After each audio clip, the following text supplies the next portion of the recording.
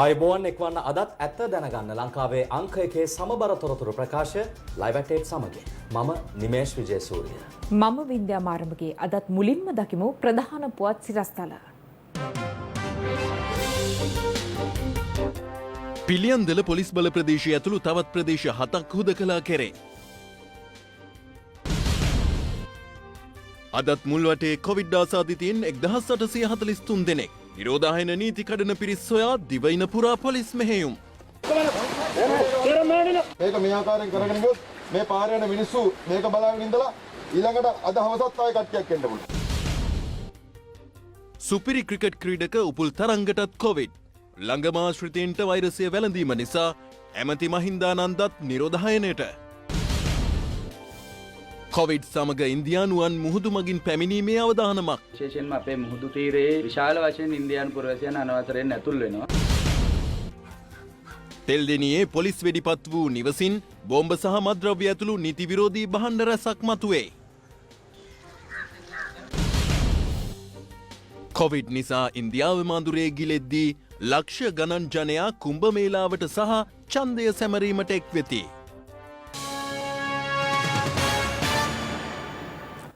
COVID-19 වෛරසය ආසාදනය වූ දෛනික රෝගීන් සංඛ්‍යාව අඛණ්ඩව සිව්වැනි දිනයටත් අද 1500 සීමාව ඉක්මවා ගියා. අද දිනේදීත් ආසාදිතයින් 1843 දෙනෙකු මෙරටින් හඳුනාගත් අතර එම සංඛ්‍යාව දැක්ුණේ දිනක් තුල මෙතෙක් වාර්තා වූ වැඩිම ආසාදිතයින් සංඛ්‍යාව ලෙසයි. ඊයේ දිනේදී මෙරටින් ආසාදිතයින් 1716ක් හඳුනාගෙන තිබූ අතර එම සංඛ්‍යාව දැක්ුණේ දිනක් තුල මෙරටින් වාර්තා වූ වැඩිම ආසාදිතයින් සංඛ්‍යාව ලෙසයි. ඔවුන්ගෙන් වැඩිම ආසාදිතයින් පිරිසක් ඊයේ වාර්තා වුණේ කොළඹ දිස්ත්‍රික්කයෙන්. එම සංඛ්‍යාව 375ක්. ගම්පහ දිස්ත්‍රික්කයෙන් ආසාදිතයින් 247 දෙනෙක්, කළුතර දිස්ත්‍රික්කයෙන් ආසාදිතයින් 158 දෙනෙක්, ගාල්ල දිස්ත්‍රික්කයෙන් ආසාදිතයින් 138 දෙනෙක් සහ කුරුණෑගල දිස්ත්‍රික්කයෙන් ආසාදිතයින් 108 දෙනෙකු ඊයේ හඳුනාගත්තා. දිස්ත්‍රික්ක 25න්ම ඊයේ දිනේදී ආසාදිතයින් හඳුනා ගැනීමද විශේෂත්වයක්. මේ අවස්ථාවේදී පැතිරෙන වෛරස් ප්‍රභේදය ඉතාමත් වේගෙන් පැතිරෙන නිසා මේ රෝගීන් වාර්තා වීම මුළු රට පුරාම වගේ අපිට වාර්තා වෙනවා. මේ ප්‍රභේද වෙනස් වීමේදී ඒ වෛරසයේ තියෙන ස්වභාවය වඩාත් ආක්‍රමණශීලී වෙනවා නම්, ඒ වෛරසය අපේ ශරීරය තුළට ඇතුල් වීමේ තියෙන හැකියාව වැඩි වෙනවා නම්, ඒ තත්ත්වය ඉතාමත්ම භයානකයි. බොහොම සැලකිය යුතුයි. පෙරාතුව වයසකයින්ට මේ රෝගය වැඩි කියලා කිව්වා වුණාට දැන් තරුණ අයත් රෝගයට ගොදුරු වීමේ ප්‍රවණතාවය වැඩි නිසා ඒ දෙගොල්ලම රෝගය සම්බන්ධව පරිස්සම් වීම වැදගත් වෙනවා. සම්පූර්ණයෙන්ම අපිට ඊළඟ සුමාන 2-3 ඇතුළත ඉන්දියාවේ තත්ත්වයට අනිවාර්යෙන්ම යන්න වෙනවා. අපි මේ සම්බන්ධව ජාතියක් විදිහට එක පිළිවෙතකට අනුගත වෙලා මේ රෝගය පාලනය කිරීමට තීරණය කරේ නැත්නම් අපි අනිවාර්යෙන්ම ඉන්දියාවේ තත්ත්වයට යොමු වෙන්න වෙනවා. මේ අතර COVID-19 මරණ 9ක්ද මෙරටින් වාර්තා වීමත් සමග මෙරටින් වාර්තා වූ සමස්ත COVID-19 ආසාදිත මරණ සංඛ්‍යාව 687ක් දක්වා ඉහළ ගියා.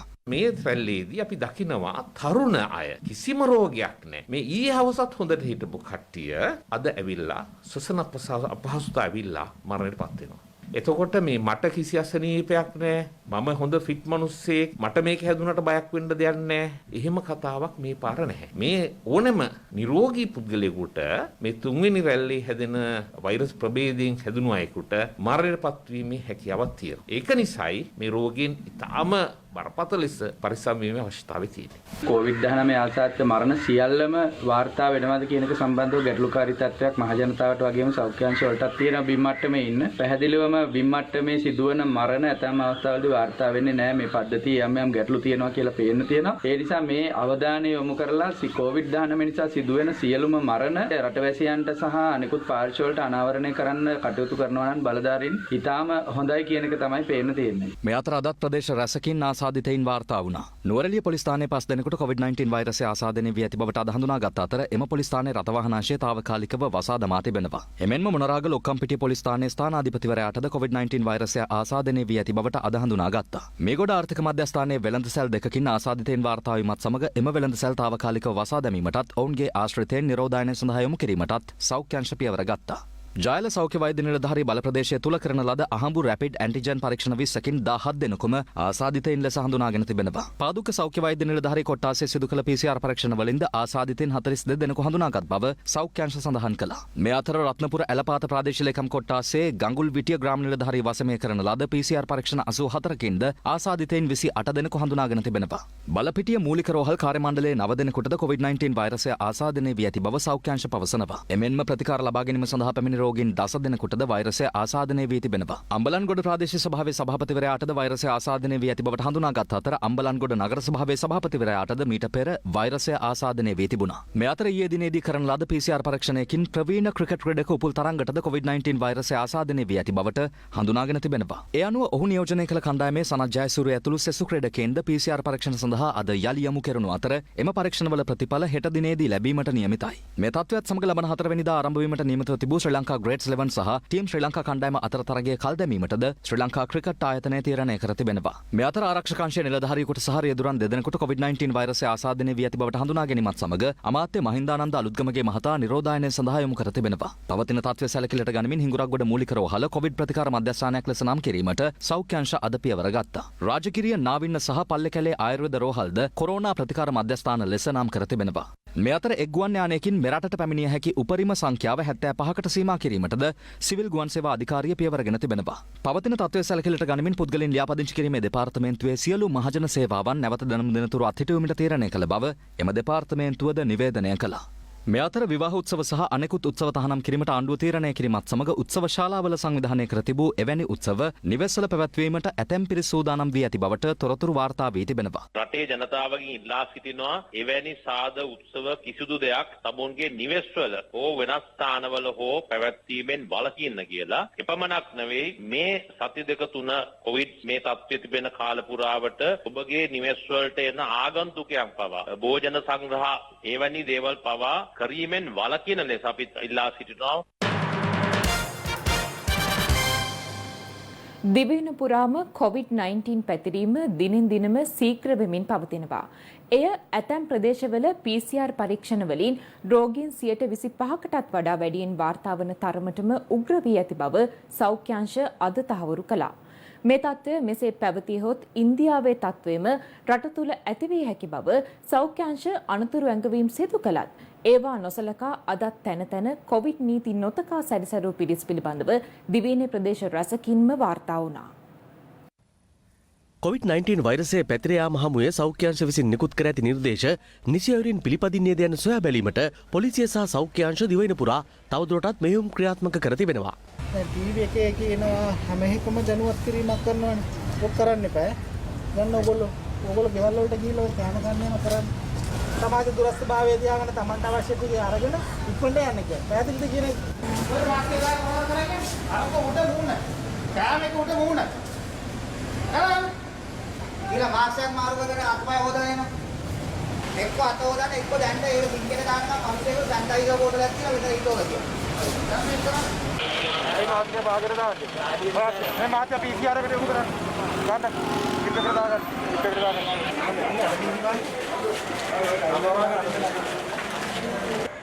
පිළියන්දල වහලා තියෙන්නේ. මෙහෙල් ටික අපලා යනවා දෙන්න. මෙතන මේ දාගන්න ඔයගොල්ලෝ ජීවිත වේරන්න.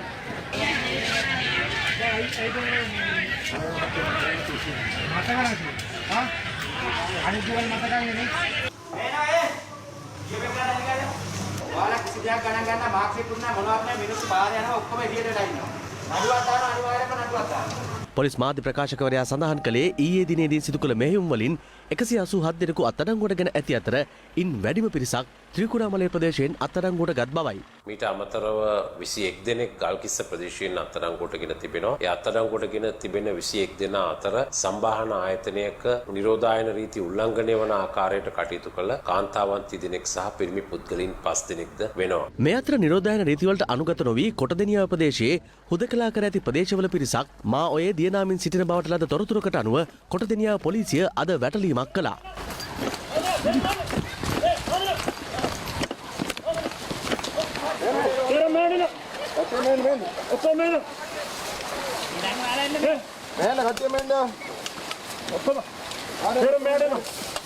එහිදී මාවයේ දියනාමින් සිටි පිරිසට දැඩි ලෙස අවවාද කිරීමට කොටදෙනියා පොලිසිය මෙලෙස කටයුතු කළා. තමුන්ලගේ කිසිම උනන්දුවක් නැහැ මේ රෝග ව්‍යාප්තිය වළක්වා ගන්න. මේ අතර නිරෝධායන නීතිවලට පටහැනිව ආගමික කටයුත්තක නිරත වීමට සූදානම්ව සිටි කොච්චිකඩේ දළුව කොටුව පළඟතුරේ ප්‍රදේශයේ පිරිසකටද අවවාද කර විසිරුවා හැරීමට කොච්චිකඩේ පොලිසිය ක්‍රියා කළා. මේක රටේ පොදු නීතියක්. හරි මේ පොදුමාගේ කරන්නේ ඉන්දියාව විශාල මහනුවරගේ මට ඔයා රටට කිව්වා. මොකද දාන්න පුළුවන්. මොකද රටේ පොදු නීතියට පටහැනිව වැඩ කරන්නේ. කරුණාකරලා මම තුවා නීතිය ක්‍රියාත්මක කරන්න කලින් මම ඉන්න කය පිට කරන්නේ. පානදුර ප්‍රදේශයේ COVID-19 වෛරසය පැතිර යාම පාලනය කිරීමේ පියවරක් ලෙස පානදුර වෙරළ තීරයට නොපැමිණෙන්නයි පානදුර නගර සභාව සහ පොලිසිය විසින් දැනුම් දී තිබියදීත් එහි පැමිණ දියනාමින් සිටි තරුණයන් පිරිසකට අවවාද කර පළවා හැරීමට පානදුර දකුණු පොලිසිය අද කටයුතු කළා. අපි ඔයගොල්ලෝ අත්අඩංගුවීමක් කරන්නේ නැහැ. ඉන් ඉදිරියට අත්අඩංගුවට ගන්න. මේ අතර උසැටකෙයාව තල්දියවත්ත මුහුදු තීරයේ දියනාමින් සිටි පුද්ගලයින්ටද දැඩි ලෙස අවවාද කර මුදා හැරීමට පමුණුගම පොලිසිය අද මෙලෙස කටයුතු කළා. ඔය ඉන්න විදියට වෙන්න කොට දෙන්න කරුණාකර කොට දෙන්න. කරුණාකර කොට දෙන්න. මේ පොඩි දරුවෝ ටික අරගෙන ඔය දෙමාපියෝ කරන වැඩේ හරිද? මේ අතර COVID-19 වෛරසය පැතිර යාම වැළැක්වීමේ පියවරක් ලෙස බේරුවල කළුතර හා අලුත්ගම දර්ගා නගරයේ අත්‍යවශ්‍ය වෙළඳසැල් හැර අනෙකුත් වෙළඳසැල් වසා දැමීමට ගත් තීරණය දැනුම් දීමට ගිය අවස්ථාවේදී අද වෙළඳසැල් හිමියන් මෙලෙස විරෝධය පළ කළා. ඔබතුමා මේ නියෝගයට අවනත වෙන්න අවනත වුණ තුල නිරෝධායන නීති යටතේ ඔබතුමාලට අපිට නීතිය ක්‍රියාත්මක කරන්න වෙනවා. පොලිසියෙන් ඇවිල්ලා බය කරනවා අපිව.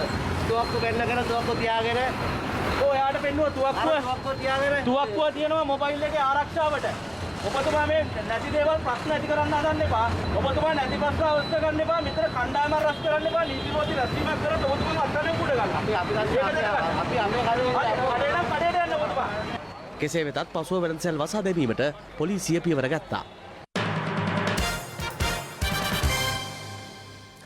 පවතින COVID-19 ව්‍යාප්තිය හමුවේ අද උදෑසන තවත් ප්‍රදේශ කිහිපයක් හුදකලා කිරීමට COVID-19 පැතිරීම වැළැක්වීමේ ජාතික ක්‍රියාන්විත මධ්‍යස්ථානය තීරණය කළා. ඒ අනුව කොළඹ, ත්‍රිකුණාමලය, කළුතර සහ නුවරඑළිය යන දිස්ත්‍රික්කවල ප්‍රදේශ කිහිපයක් හුදකලා කර තිබෙනවා. ඒ අතර පිළියන්දල පොලිස් බල ප්‍රදේශයේද වනවා. COVID-19 වෛරස ව්‍යාප්තිය හමුවේ තවත් ප්‍රදේශ කිහිපයක් වහාම හුදකලා කිරීමට COVID-19 පැතිරීම වැළැක්වීමේ ජාතික ක්‍රියාන්විත මධ්‍යස්ථානය අද උදෑසන තීරණය කළා. ඒ අනුව කොළඹ දිස්ත්‍රික්කයේ පිළියන්දල පොලිස් බල ප්‍රදේශය, ත්‍රිකුණාමලය දිස්ත්‍රික්කයේ ඕස්හිල් ග්‍රාම නිලධාරී වසම සහ අනුපවල්ලිපුරම් ග්‍රාම නිලධාරී වසම හුදකලා භාවයට පත් කෙරුණා.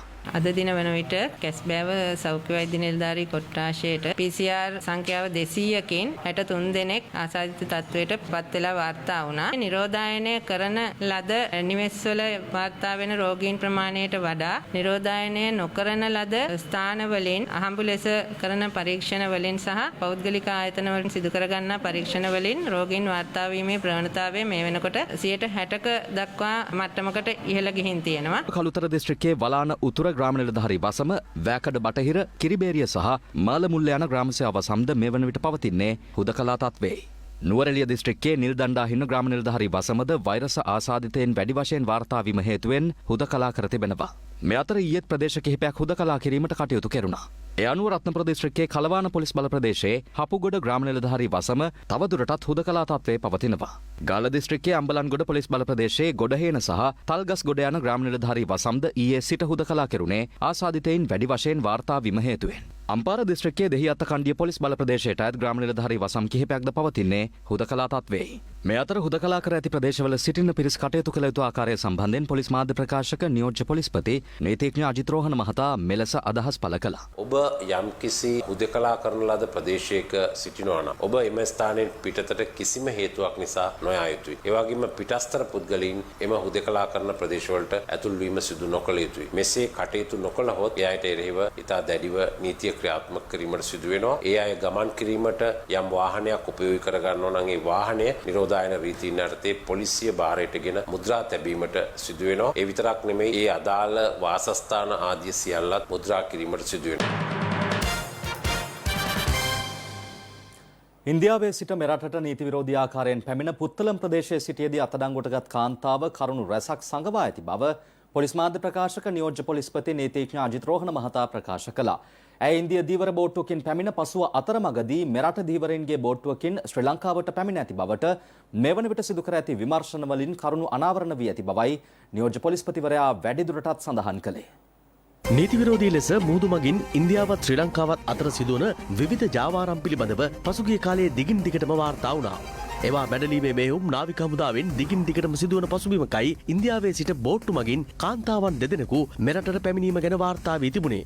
ඉන් එක් කාන්තාවක් මියගමුව කොච්චිකඩේ ප්‍රදේශයේදී පොලිස් බාරයට ගැනීමෙන් පසු නිරෝධායනයට ලක් කළ අතර තවත් කාන්තාවක් ඊයේ පුත්තලම වෙප්පමඩුව ප්‍රදේශයේ නිවසක සිටියේදී සොයාගනු ලැබුවේ ඇගේ දරු දෙදෙනාද සමගයි. ඇය පවසා තිබුණේ චෙන්නයි ප්‍රදේශයේ ගමක සිට ශ්‍රී ලංකාවේ වෙරළ තීරය වෙත ඉන්දියානු බෝට්ටුවකින් පැමිණි බව. නමුත් මේ සම්බන්ධව විමර්ශනයේදී පැහැදිලි වෙනවා ඉන්දියාවේ සිට බෝට්ටුවකින් පැමිණ අතරමඟදී ශ්‍රී ලංකාවේ ඉවරින්ගේ බෝට්ටුවකට මේ තැනැත්තිය මාරු වී එමගින් ලංකාවට පැමිණ ඇති බව. කෙසේ වෙතත් සෞඛ්‍යංශ පෙන්වා දෙන්නේ ඉන්දියාව මේ වන විට මුහුණ දී තිබෙන තත්ත්වය මත මෙය ශ්‍රී ලංකාවට ඉතා දරුණු ලෙස බලපාන බවයි.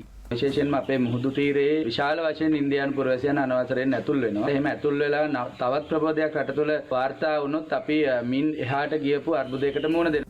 මේ අතර දීවර අමාත්‍ය කංචන විජේසේකර මහතාත් අද මේ සිදුවීම සම්බන්ධයෙන් අදහස් පළ කළා.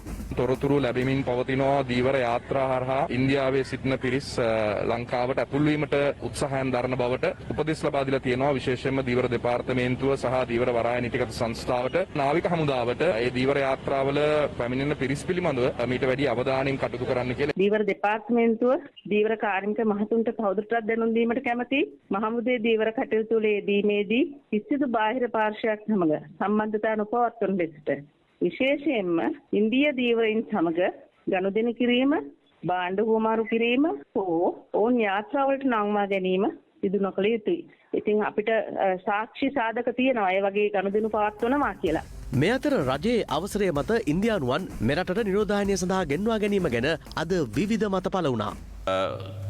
උදවිය සඳහා ස්පෙෂල් විශේෂ කොරන්ටයින් පැකේජස් කිහිපයක් හඳුන්වා දීමට ආණ්ඩුව කටයුතු කරලා තියෙනවා. ඉන්දියානුව 3000කට වඩා වැඩි ප්‍රමාණයක් ලංකාවට ඇවිල්ලා නිරෝධායනයට ලක් වෙමින් තියෙනවා. දිගින් දිගටම ඉන්දියානුවන්ට ලංකාවට එන්න ඉඩ ඇරලා තියෙනවා නම්, මුහුදෙන් එනවා නම්, ගුවන් මගින් එනවා නම් ලංකාවේ රෝගය පාලනය කරන්න කිසිම හැකියාවක් ලැබෙන්නේ නැහැ.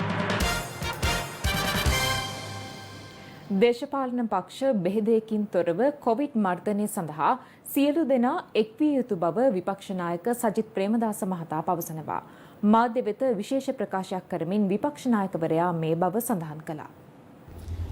සම්ප්‍රදානුකූල විෂම දේශපාලන සංස්කෘතිය බැහැර කරලා උදාරතර ජාතික ඉලක්ක කරා යන්නට සමගි ජන බලවේගයේ අපි විපක්ෂයේ අපි සියලු දෙනා කටයුතු කරනවා වගේම විශේෂයෙන්ම අපේ රටට ලබාගත හැකි ඒ උපරිම දායකත්වයන් විදේශීය රටවල් වලින් ලබාගත යුතුයි. ඒ සඳහා මිත්‍රත්වයේ දෑත ලෝකයේ රටවල් වලට දිගු කරලා ඒ අයගේ දායකත්වය මේ අවස්ථාවේ අපි ලබා ගන්නට කටයුතු කරන්නට ඕන.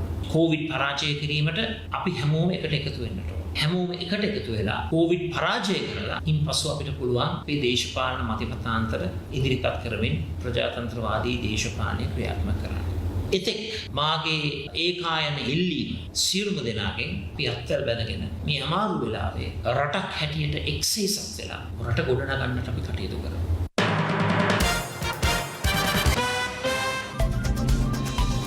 යලිත් අවධානය දේශීය පුවත්පත.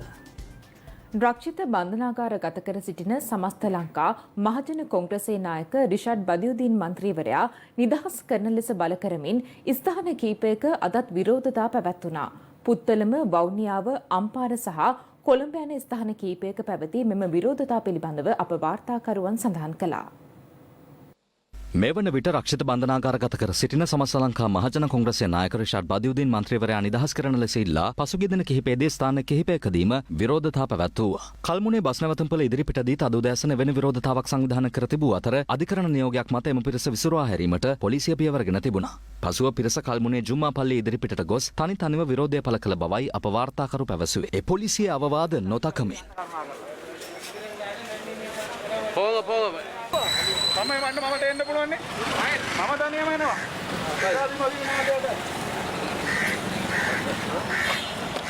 එහිදී සෞඛ්‍යංශ කැඳවා ඔවුන් PCR පරීක්ෂණයකට යොමු කිරීමට පොලිසිය කටයුතු කර තිබෙනවා. මේ මනුස්ස වඩා ගත්තා එක. මු PCR කරනවා. දැන් මෙයා ක්වාලිටිය අපි තමයි.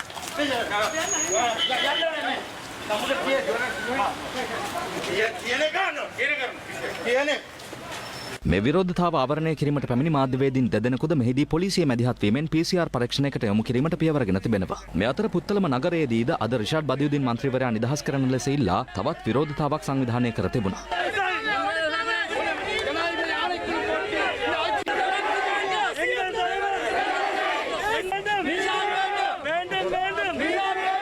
එමෙන්ම තර අම්පාර සහ වවුනියාව නගරවලදීද විරෝධතා සංවිධානය කර තිබුණා.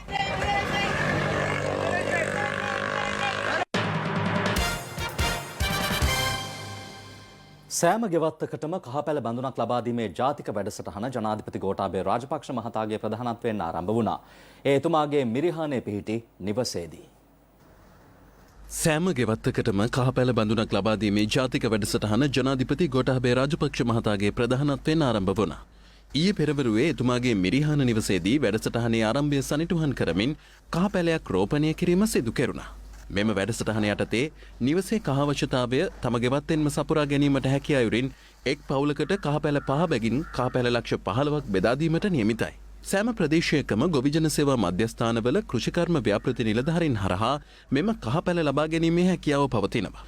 කහපැල වගා කිරීමේ වැඩසටහනේ ආරම්භක අවස්ථාවට තවත් මැති ඇමතිවරුන් පිරිසක්ද එක්ව සිටියා.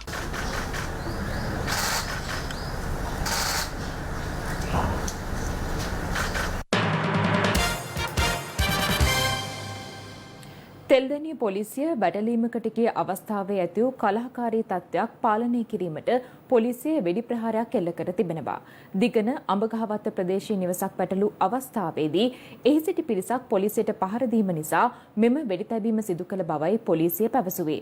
පොලිසියත් එක් අයෙකු තුවාල ලැබුවා. නීති විරෝධී ජාවාරම්වලට සම්බන්ධ පුද්ගලයන් කිහිප දෙනෙකු තෙල්දෙනිය ප්‍රදේශයේ නිවසක රැඳී සිටින බවට ලද තොරතුරකට අනුව තෙල්දෙනිය මූලස්ථාන පොලිස් පරීක්ෂකවරයා ඇතුළු නිලධාරීන් විසින් මෙම වැටලීම සිදු කර ඇත්තේ ඊයේ පස්වරුවේ.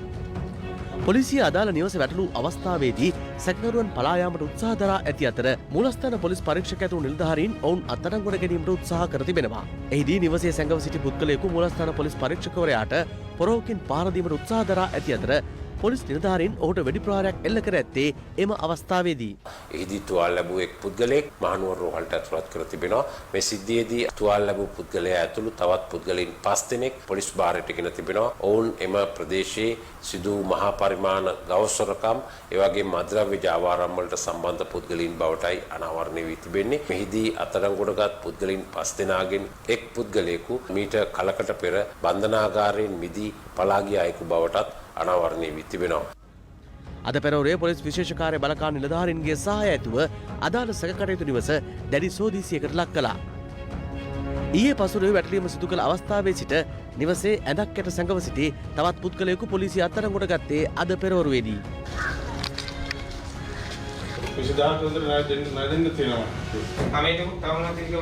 මෙහිදී සොරා ගන්නා ලද වෑන් රථයක් මෙන්ම සගවා තිබූ අත්බෝම්බයක්ද පොලිසිය සොයාගෙන තිබෙනවා. මේ සම්බන්ධයෙන් තෙල්දෙනිය පොලිසිය වැඩිදුර විමර්ශන සිදු කරනවා.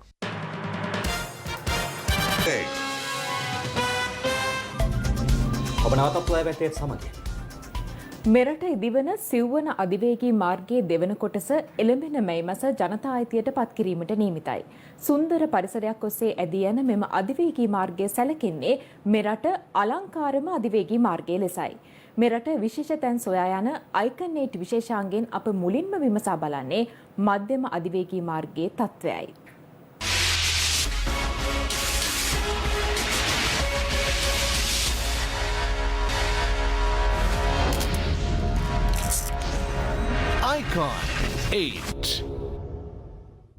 වසර ගණනාවක සිට මෙරට ජනතාවගේ බලාපොරොත්තුවක් වූ අධිවේගී මාර්ග සංකල්පයේ යථාර්ථයක් කළ මාර්ග පද්ධතීන් ලෙස දක්ෂිණ අධිවේගී මාර්ගය, කටුනායක අධිවේගී මාර්ගය ඇතුළු මාර්ග පද්ධතීන් දැක්විය හැකියි. එම අධිවේගී මාර්ග පද්ධතියට එක් වූ නවතම සමාජිකයා වන්නේ මෙරට ඉදිවන සිව්වන අධිවේගී මාර්ගය වන මධ්‍යම අධිවේගී මාර්ගයයි. කඩවතින් ආරම්භ වන මධ්‍යම අධිවේගී මාර්ගය කඩවත සිට මහනුවර ගලගෙදර දක්වාත් කඩවත සිට දඹුල්ල දක්වාත් දිව යනවා.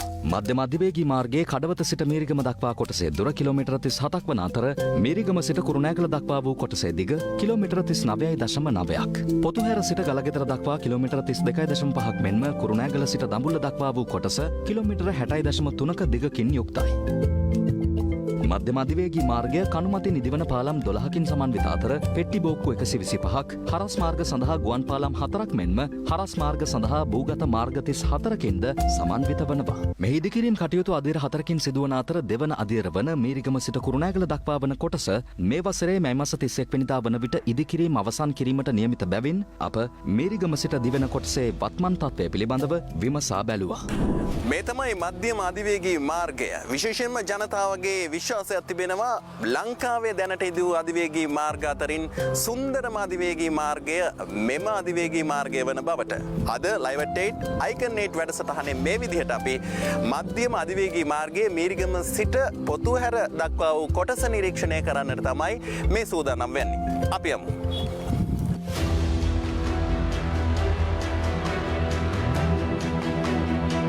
අධිවේගී මාර්ගයේ සම්පූර්ණ කොටස ඉදිකිරීමට ඇස්තමේන්තු මුදල රුපියල් බිලියන 137ක් වන අතර ඊට බද්ධ ව්‍යාපාර ලෙස දේශීය ව්‍යාපාර 15ක් ඉදිකිරීම් කටයුතු සඳහා එක් වී සිටිනවා. මීරිගම සිට කුරුණෑගල දක්වා වූ කොටස තවදුරටත් ඉදිකිරීම් කටයුතු සිදුවන අතර එම කටයුතුත් අපගේ නිරීක්ෂණයට ලක් වුණා. විශේෂයෙන්ම මේ වෙල්ලෑවල හරහා තමයි මේ අධිවේගී මාර්ගය ඉදි වෙන්නේ. ඒ වගේම කඳු බෑවුන් දෙපස ඉතාමත් සුන්දර දර්ශනයක් වෙනවා. ඉතාමත්ම අලංකාර අධිවේගී මාර්ගය අපේ රටේ ඉදිවන අධිවේගී මාර්ගය කිව්වොත් මම හිතන්නේ මම නිවැරදි. සංවේදී පරිසර කලාප හරහා දිවෙන්නේ. පේරගල වන රක්ෂිතය. එම ස්ථානයේ අපි සතුන්ගේ ආරක්ෂාව සඳහා යම් යම් ක්‍රියාමාර්ග අරන් තියෙනවා. කුරුණෑගල වේන්ටුරව ආසන්නයේ ජලජ පක්ෂීන් විශාල වශයෙන් සැරිසරනවා. ඒ වගේම කුරුණෑගල නගරයට ආසන්න වෙන විට තාම සුන්දර දසුන් ඔබට මම හිතන්නේ දකින්න ලැබෙවි. රථයේ වේගය පැයට කිලෝමීටර 100 වුවත් එම වේගයෙන්ම රථය මහනුවර දෙසට හෝ කුරුණෑගල දෙසට හැරවිය හැකි ලෙස බෙදෙන සංදිස්ථානය මෙරට ඉංජිනේරු තාක්ෂණය යොදාගෙන සිදු කළ දැවැන්ත ඉදිකිරීමක් ලෙසයි සැලකෙන්නේ. මෙරට ආර්ථිකයේ යෝධ පිම්මක් ලබා ගැනීමට විවෘත වන මෙම මධ්‍යම අධිවේගී මාර්ගයේ මහනුවර දක්වා ඉදිකිරීම් කටයුතු මෙන්ම ඉදිකර අවසන් සුන්දර පරිසර පද්ධතියක් කරහා ගමන් ගන්නා කුරුණෑගල දක්වා දිවෙන කොටසේ තත්ත්වය පිළිබඳව අප විමසා බැලුවා. ඒ පිළිබඳ තොරතුරු හෙට රාත්‍රී ප්‍රවෘත්ති විකාශයේ Icon 8 තුලින් බලාපොරොත්තු වන්න. Icon 8 විදේශගතව සිට පැමිණි තවත් ආසාදිතයින් 48 දෙනෙකු හඳුනාගෙන තිබෙනවා. ඒ සමග අද දිනේදී මෙරටින් වාර්තා වූ සමස්ත COVID-19 ආසාදිතයින් සංඛ්‍යාව 1891ක් දක්වා ඉහළ ගියා. ඒ සමගින් අදට සමුගන්නවා. ඔබට සුබ රාත්‍රියක්.